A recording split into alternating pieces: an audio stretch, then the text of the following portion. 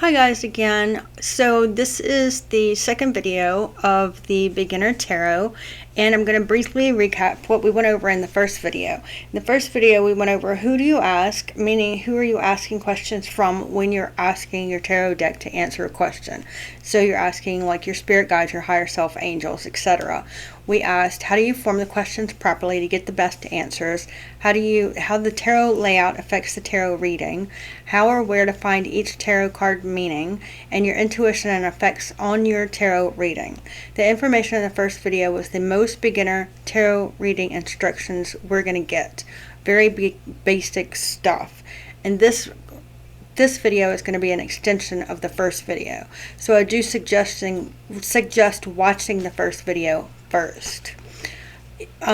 Because if you're a beginner, it explains the relationship of the cards in the tarot layout, and in this video we're going to go over the Celtic Cross.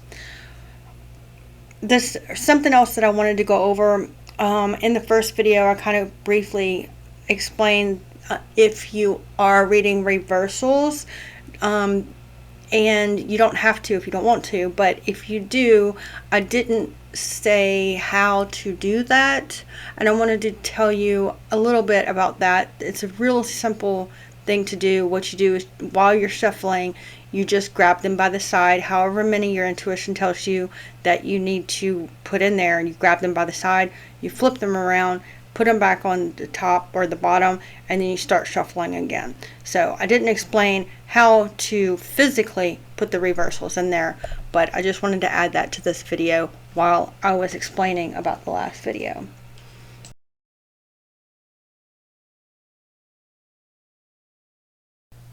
So in this video we're going to be going over how to clear your deck, the Celtic Cross in the most simplest form possible, clarifying questions, a practice exercise called Card of the Day, and meditating with each card and why. I did want to add one more thing. When you first buy a new tarot deck, you need to connect with the deck energetically. There are a few ways to do that. Some people like to put the deck under their bed or their pillow while they're asleep.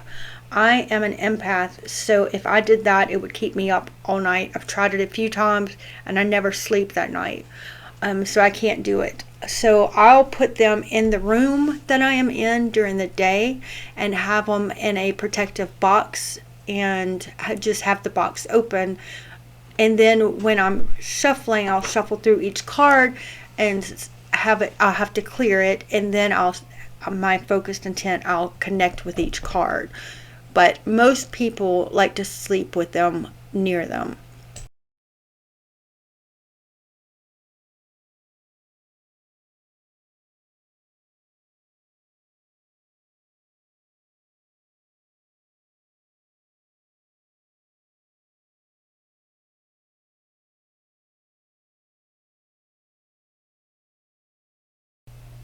Reasons to clear your tarot deck could be a number of reasons. Each time that you ask a question, that person's energy is kind of in your deck, so to say. So if you read for one person then go to another person, then it could end up that the first person's energy could end up into the reading for the second person. So if you just kind of clear before the next person, you have no problems.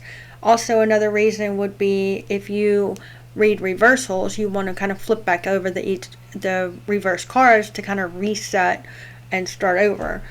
Also, to kind of start with an energetic blank slate. Another reason would be if when you buy a new deck, you want to clear all the energy from all the people that have handled your cards to get them to you. If you let anyone else handle your tarot cards, most of us don't because we're so scared that people are going to bend our cards. But sometimes people do let people touch their cards or handle their cards, or they do it without them knowing. But if you feel like anything is off or odd and you're not getting good answers, that would be another good reason to clear your deck, just to get them back working right again. Ways to clear your tarot decks are sage, crystals, focused intent, or white light healing energy. You can use a number of ways, like you can use more than one at a time. You just keep doing it until they feel clean to you. or cleared.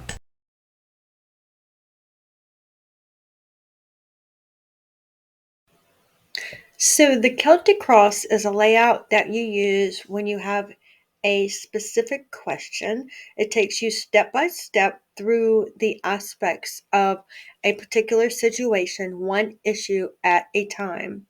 Whoever you are asking, say your spirit team, remember they don't exist in a linear timeline like us. They are quantum. So they see the past, the present, and the future probabilities all at one time. So to me, the Celtic Cross is kind of like taking a snapshot of what they can see and laying it down all in front of you in one layout. And it gives us the ability to make more enlightened choices in life. So remember, there are many forms of the Celtic cross. I like the one we're going to use today because it flows the best to me. You pick the one that flows best to you. This video is only here to help you make a more informed choice. This is not the law. You can even take a Celtic cross and change it to suit your needs. You will we will get it more in depth into the Celtic Cross in future videos. This is the beginner version of the Celtic Cross. Celtic Cross. It is Celtic Cross 101. This is the Celtic Cross in its simplest form. You will shuffle the cards, focusing on the question. When you feel the cards are ready, lay the cards out one by one in this arrangement. I usually go through 1 through 10, getting meaning from each card and the position that it's in. Then go back through building the story. Then go back through and asking for intuition. And I just keep going back through until there's no new information. The first card is the situation. The question asked, the current state, and the querent's state of mind regarding the situation.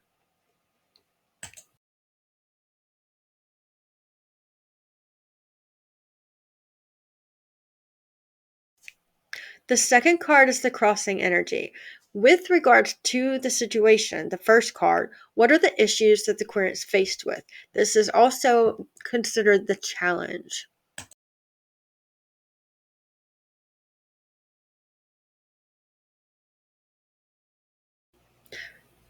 The third card is the foundation. How did the querent get to this point? It's the root cause, also can be the subconscious influence, possibly a distant past. This is what everything else is built upon.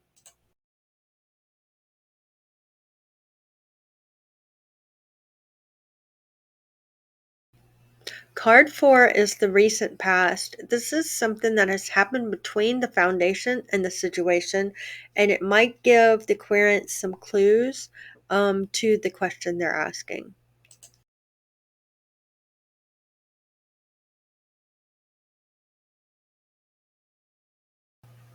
Card number 5 is the present weather forecast. What are the surrounding conditions ripe for? Card number 5 is the present weather forecast.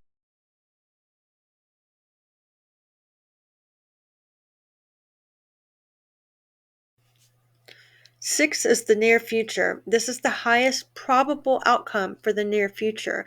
This is changeable. Both it's changeable if they want it to change, they can change something in their path to make it change. And also, if they want it to stay the same and they start goofing off, they can accidentally change it. So it's the most highest probable outcome, but also it's also changeable.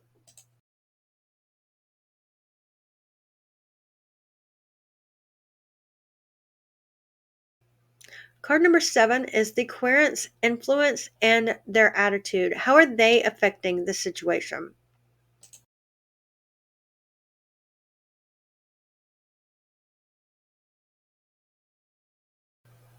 Card number 8 is the sphere of influence. This is how are the people around the querent affecting the situation?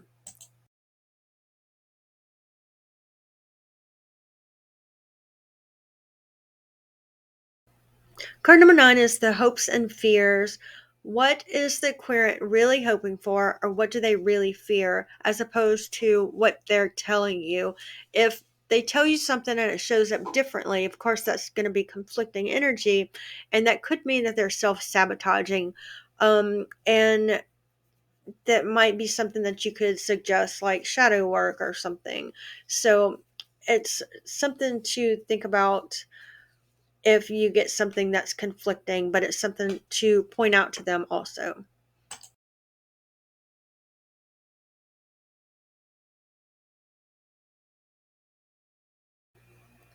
Card number 10 is the final outcome. This is changeable, but this is the highest probable outcome if you stay on the current course. If you go back to the near future and change that one, obviously the outcome will be different. There are a few different ways that you could change the outcome, but if you stay on the current course, this is probably what's going to happen. But nothing is ever set in stone.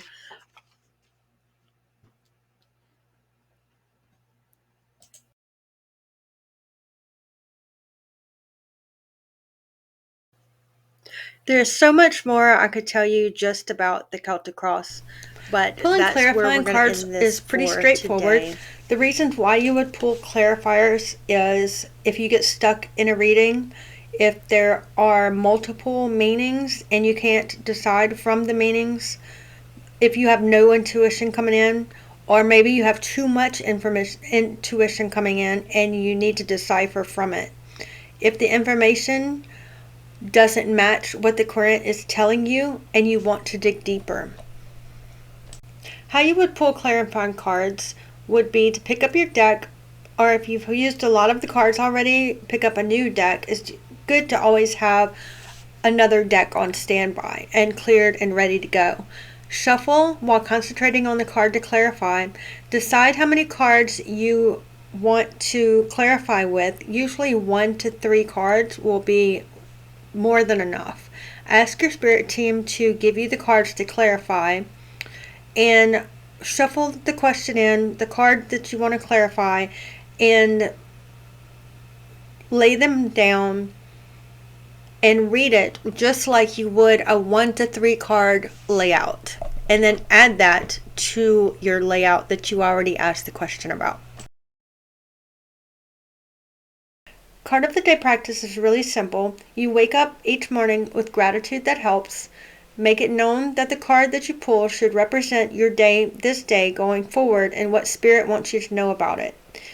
You write down in the afternoon how your day went and how the card matched what you went through that day, and journal your results and watch how your perception of the card meanings change.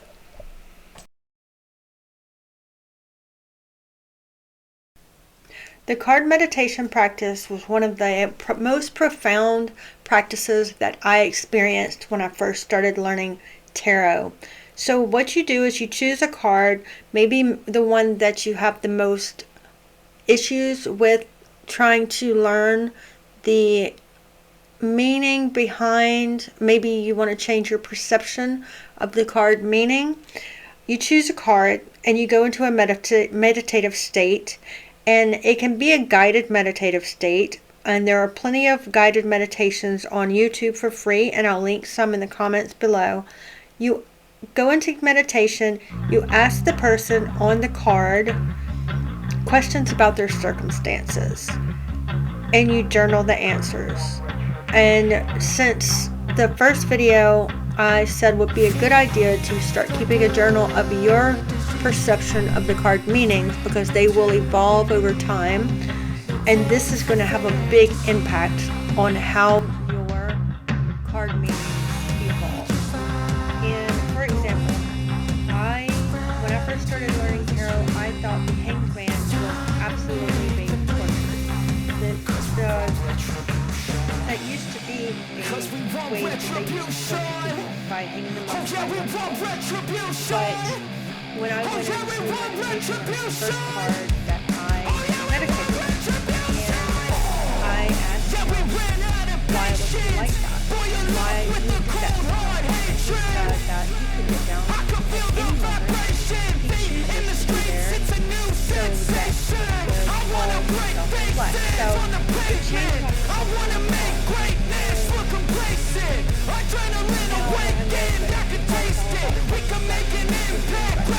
Instead of quarter, it has a big impact on my readings.